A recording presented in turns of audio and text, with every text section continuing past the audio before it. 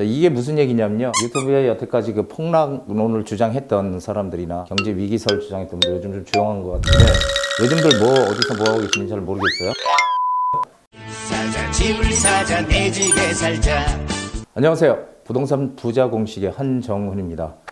자, 요즘 뭐 부동산 시장도 지금 막 오르고 물건도 매물도 없고 지금 다시 이제 매도 우위 시장으로 지금 접어들고 있습니다. 자, 유튜브에 여태까지 그 폭락론을 주장했던 사람들이나 경제 위기설 주장했던 분들 요즘 좀 조용한 것 같은데 요즘들 뭐 어디서 뭐 하고 계시는지 잘 모르겠어요. 자, 입맛대로 바꾸는 3기 신도시. 자, 이게 무슨 얘기냐면요.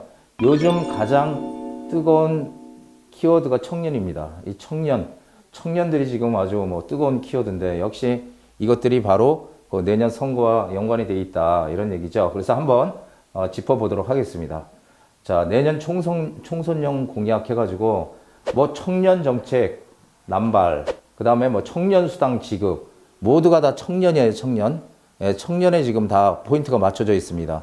한마디로 뭐냐면요, 공짜로 주겠다는 거잖아요. 이게 설익은 복지 정책인데 공짜로 주겠다, 주는 걸 마다하는 사람 하나도 없죠. 예, 주는 건 누구나 다 좋아해요. 공짜라면 다 양잿물도 마신다고 하는데, 자, 그런데 지금 이 돈을 주겠다 뭐 이런 것들이요, 예, 국민 혈세로 나가는 겁니다. 우리 세금으로.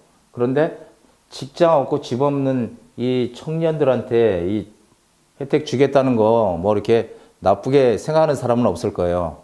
방향을 맞는 건데 이것을 어떤 내년 총선과 자꾸 결합을 해서 연결을 해서 이런 표를 얻기 위한 하나의 포퓰리즘이라면 아마 대다수의 사람들은 반대하겠죠.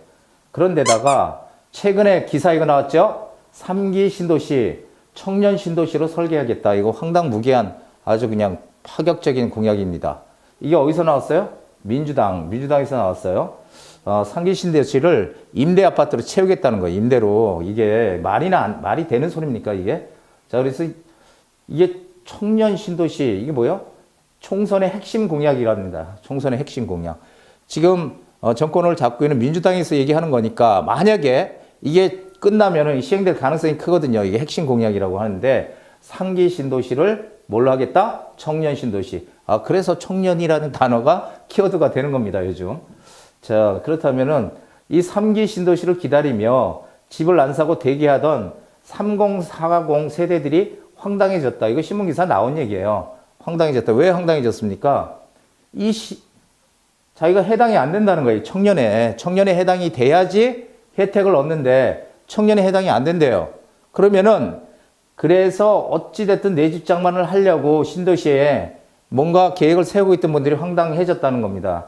이게 그렇다면은 청년의 기준이 뭐냐? 정부가 신경 쓰는 청년, 왜 청년만 신경 쓰는지 모르겠어요. 우리 사회의 약자가 청년밖에 없는 게 아니잖아요. 노인분들도 약자고 좀 다양한 각도로 좀 신경을 썼으면 좋겠다는 게 제 생각이에요. 청년 만 19세에서요, 만 34세. 그러면 35세는 뭐예요? 이게 35세는 청년도 아니고 중년도 아니고 아주 애매모호한데, 자, 그런데 저는 그래서 늙은 청년이라고 얘기할게요. 내 집 장만을 어떻게든지 하려고 하는 이 35세 이상 되는 분들은 어떻게 하라는 겁니까? 그러면 다 그냥 요 나이 19세에서 34세 나이의 사람들만 다 이렇게 해서 주면은 이 나머지 사람들 어떻게 해요? 청년만 사람이냐는 얘기죠. 청년만 사람이냐, 대한민국 국민이냐라는 얘기입니다. 뭔가 복지도 좋고 뭐 청년 수당도 좋고 다 좋은데 이런 것들이 너무 이 청년에만 몰두해 있다. 이것은 한마디로 표를 얻기 위한 하나의 수단이 아닌가라고 보는 사람들이 많다는 거죠. 그런 시각을. 자, 3기 신도시 일반 분양주택 얼마나 생길까라는 건데요. 약 전체 공급 물량이 절반 수준이 될 것이다라고 저는 생각을 합니다. 자, 택지개발촉진법, 법이 많은데요. 그냥 이거는 대충 그냥 들으시면 됩니다. 택지개발촉진법에 적용을 받는 신도시와 다르다는 거예요. 이건 3기 신도시는. 여기는 뭐에 따라 한다고요? 공공주택 특별법에 의해서 조성이 됩니다. 3기 신도시는. 한마디로 공공주택 특별법은요, 임대주택과 공공분양주택을 많이 공급해야 되는 거죠. 많이 짓겠다는 거예요, 이거를. 자, 그러면은 여기 한번 보시죠. 택지개발촉진법은요, 전체 물량 중에서 공공주택 몇 프로? 20% 이상만 공급하면 돼요. 그러니까 최대한 뭐 맘만 먹으면은 80%까지 늘 수 있잖아요. 일반 아파트를. 자, 그런데 공공주택 특별법에 의해서 공공주택 지구에서 공공임대주택을 얼마에 넣어야 되냐면 전체 가구의 35% 이상을 넣어야 되고요. 공공분양주택을 25% 이하로 짓도록 규정이 되어 있습니다. 임대아파트가 많이 들어오는 거죠. 이 정부에서 하는 것들이. 자, 이것이 차이점이에요. 이것이. 예, 그런데 지금 상기 신도는 뭐라고? 공공주택 특별법에 적용을 받는다라는 겁니다. 그러면 임대아파트가 많이 들어올 수밖에 없다. 자, 그렇다면은 여기에 공공주택, 임대주택을 35%니까 최소 35% 이상이 임대주택으로 조성이 될 거예요. 그렇죠? 그런데 현 정부에서 지금 가장 강력하게 내세우는 게 뭐예요? 서민 주거 안정입니다. 서민 주거 안정을 강력하게 내세우기 때문에 이 서민 주거 안정 대책으로 임대주택 비중이 훨씬 더 높아질 것 같아요. 35%를 넘어서 거의 절반 가까이가 되지 않을까 이렇게 생각합니다. 자, 그러면은 한번 보시죠. 상기 신도시 공급 물량 중에 민간 분양 물량이 얼마나 될까 보면은 지금 상기 신도시 계양 신도시가 총 공급 물량 17,000가구. 여기서 민간 물량이 4,000가구. 자, 그러면은 전체 공급 물량이 23.5%밖에 민간 분양 물량이 안 나오고요. 부천 대장지구 같은 경우는 총 2만 가구 중에서 8,000가구만 민간 분양입니다. 약 40%. 거의 절반 이상이 막 되죠. 이 임대가. 자, 그런데 참고로 보면은 2기 신도시 있잖아요. 검단 신도시라고 하는 인천. 2기 신도시는 총 공급 물량이 7만 5천 가구에서 5만 7천 가구가 민간 분양 물량이고요. 총 공급 물량의 약 76%를 차지한다는 겁니다. 이게. 그러니까 상당히 2기 신도시는 택지개발 촉진법에 의해서 적용을 받기 때문에 그런 거고요. 지금 5개 5개 정도의 상기 신도시 보면은 17만 3천 가구 중에 6만 9,200가구가 뭐예요? 6만 9,200가구 정도가 이 민간 분양이 될 것이다. 나머지는 공공임대로 지어질 것이다. 이렇게 지금 예측을 하고 있습니다. 자, 그렇다면 상기 신도시의 본래 취지는 뭘까요?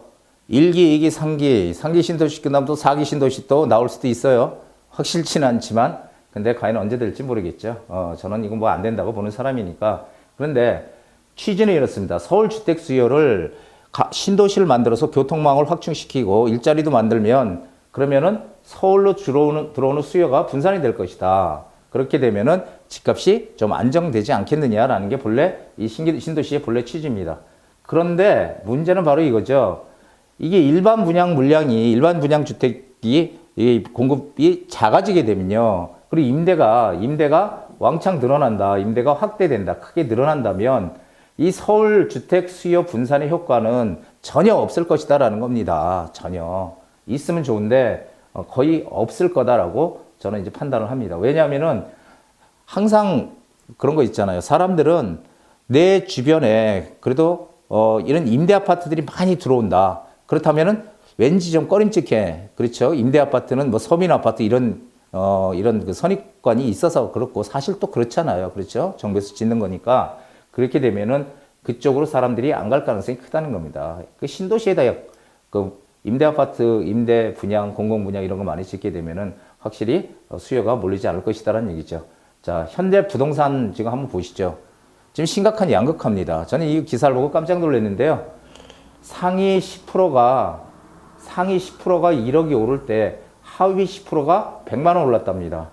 상위 10%와 하위 10%의 양극화가 점점 더 커지고 있다. 제가 그런 얘기 했죠. 이 집값이 양극화가 점점 더 커진다. 점점 극대화된다. 근데 중요한 건요. 예전에는 인서울이라고 했어요. 인서울. 서울로 무조건 들어와야 된다. 인서울이라고 했는데 지금은 서울에 무조건 들어오는 인서울이 아니고요. 제가 눈에 얘기했지만 서울에 어디에 들어오느냐가 중요하다. 서울에 들어오는 건 맞는데 어디에 들어오느냐가 중요하다는 겁니다. 점점 서울도 양극화가 된다는 거예요. 이걸 아셔야 됩니다. 그래서 제가 생각하는 거는요, 이런 겁니다. 청년 아닌 청년들, 만 30살세가 넘어가는, 아슬아슬하게 넘어가는 게 청년이 아니에요. 그러면 뭔지 잘 모르겠지만, 저지간 중년이라고 해야 되나, 뭐라고 해야 될까요? 하여간 3기 신도시 내 집장만 기대를 하고 있는 이런 분들은 어떻게 될까요? 접어야 할까요? 아니면 계속 전세를 살면서 기다려야 될까요? 저는 접어야 된다고 생각합니다. 여기에 쓸데없는 미련 갖지 말라고 저는 누누이 말씀드렸죠. 당첨되는 거 기다렸다가 전세로 거주를 하게 되면서 저 로또 당첨이 되는 사람들은 극소수입니다. 극소수. 여기 극자가 붙어야 돼요. 극소수입니다. 그러면 나머지들은요, 그냥 허망하게 다시 이제, 거기 이제 당첨이 안 되니까, 다시, 정부의 희망 고문이다. 이런 생각을 합니다. 정부에서, 야, 당첨 받으면 괜찮아. 상계신도시 서울 접근성 좋아. 다 만들어줄게. 이 희망 고문 때문에 이걸 기다리는 분들은 한마디로 허탈한 그런 감정을 느끼겠죠. 그래서 더 이상 정부의 희망 고문에 우리는 더 이상 속지 말자라는 얘기를 드리고 싶습니다. 내 집 장만은요, 우리가 부동산을 이제 투자재의 개념으로 많이 봤잖아요. 그러니까 부동산 사게 되면 오른다. 부동산 불패신화. 뭐 이런 얘기 많이 했잖아요. 그런데 불패신화고 뭐 다 좋은데요. 다 좋은데 앞으로 부동산은 이 내 집을 장만한다는 개념을 알아야 됩니다. 내 집 장만은요, 이제는 선택이 아니야. 이제는 내 집 장만은 그리고 투자재 역할보다는 앞으로 내 집 장만 하나 하는 거는 필수입니다. 필수. 부동산 필수라는 겁니다. 그래서 전세로 거주하거나 월세로 살거나 물론 여력이 안 되면은 어쨌든 내 재산을 불려서 내 집 장만을 해야 되겠지만은 그렇지 않은 분들을 여유가 있는데도 전세로 거주하거나 이거 정말 바보짓이거든요. 제 유튜브에 보시면은 있습니다. 거기서 2대 바보라고 해서 두 가지 바보가 있다. 이런 그 동영상이 있으니까요. 한번 찾아보시기 바랍니다. 자, 그래서 필수제라는 거를 꼭 가지고 있어야 된다. 전세값은 계속 오릅니다. 자, 내 집 마련을 위해서 부동산 투자에 적극적인 관심을 가져야 됩니다. 내 집은 필수제이기 때문에 이리저리 이사 다니는 게 아니라 어쨌든 투자랑 무관하더라도 내 집 장만은 반드시 필요한 것입니다. 그래서 저런 로또의 희망보다는 착실하게 하나하나 부동산을 알아가면서 돈을 모아서 투자를 하는, 그래서 내 집을 꼭 장만할 수 있는 그런 전략이 필요하다라는 거죠. 정부에서 좀 정책을 바꿔서 일단 내 집 장만을 하려고 하는 사람들한테는 대출도 좀 많이 해줘서요. 내 집 한 채는 꼭 가지고 있게 해줬으면 좋겠습니다. 자, 오늘 강의 여기까지인데요. 이 부동산을 이 정치 논리로 자꾸 바라볼 것이 아니라 정부도 어떤 논리? 시장 논리로 봤으면 좋겠다는 게 제 생각입니다. 부동산을 정치로 보면 끝도 한도 없어요. 정치로 봐서 이 편 저 편 가르는 이런 정책이 아니라 실제로 시장의 흐름대로 따라가게끔 놔두는 그런 정책을 펴야 된다. 자, 시장의 흐름 뭐죠? 공급이 없으니까 가격이 오르는 겁니다. 분양가 상한제 한다고 했으니까 새 아파트는 로또가 될 것이다 생각하니까 새 아파트로 사람이 몰리고 가격이 올리는 겁니다. 공급을 많이 해주면 어떨까요? 공급을 해주면 가격은 안정되겠죠. 그런데 공급을 안 한다는 거죠. 서울에 지금. 그럼 가격이 오르는 겁니다. 그러니까 이 정치 논리보다 시장 논리로 풀어야 맞다. 제가 늘 얘기하지만 이 의사 진단이 제대로 돼야 처방도 제대로 나오는 거지. 이 돌팔이 의사한테 이 진단 잘못 받았다간 처방이 엉망으로 나와가지고 오히려 더 악화시키는 경우가 있잖아요. 병을. 그러니까 이 처방이 잘못됐다. 그러니까 시장 논리로 보자. 그리고 우리 그 젊은 세대들, 내 집 장만 별로 신경 안 쓴 세대들도요. 열심히 부동산에 관심을 가지고 공부해서 꼭 내 집 장만 하시기 바랍니다. 오늘 여기까지입니다. 고맙습니다.